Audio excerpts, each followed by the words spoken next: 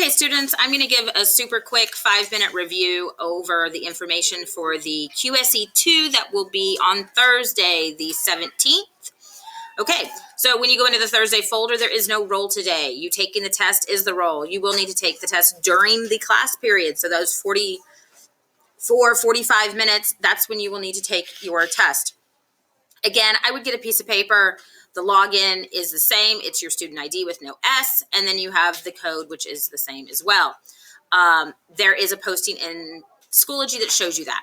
When you are done, there is an innovation and invention initial exploration assignment you will work on today and on Friday, which will be due the day you come back from Christmas break. So if you don't finish it, guess what? It's homework for Christmas. Woo!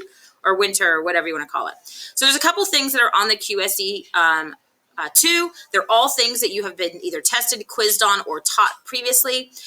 Institutions is one of them. Remember, we have educational, schools, secondary, private education system. Then you have economic, which is money, Federal Reserve, businesses, how people make money. We're in a capitalist economy. Then you have religious, which is all of our religions, our holidays, celebrations, and traditions through religious activities. And then we have government, which is our law enforcement, our police, our military, and laws, judges, and how we adhere to all of those rules and so forth.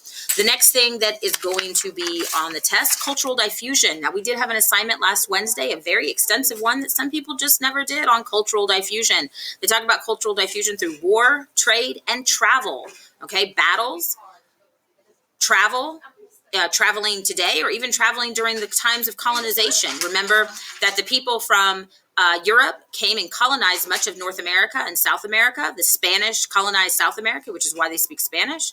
The British colonized North America, which is why they speak English. And the British and French colonized much of Canada, which is why they speak English. And there is parts of Canada still speaking French there. Okay, so colonization, remember, coming over, setting up shop, basically, right?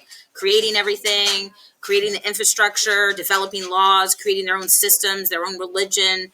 That's what colonization did for the North and South America during that time period. The other things that will be on the test, a little bit of philosophy. Remember, philosophy is very unique to a person. It travels with them. Philosophical ideas can change and morph. It's very closely connected to your culture. Culture is impacted by philosophical ideas. So how you are raised and who you are and your beliefs and your values are part of your philosophy, okay? And your perception, okay? We looked at all those riddles and things about perception, remember? Remember that there are negative and positive effects of cultural diffusion, okay? What do we have right now? We have COVID-19. We have a pandemic.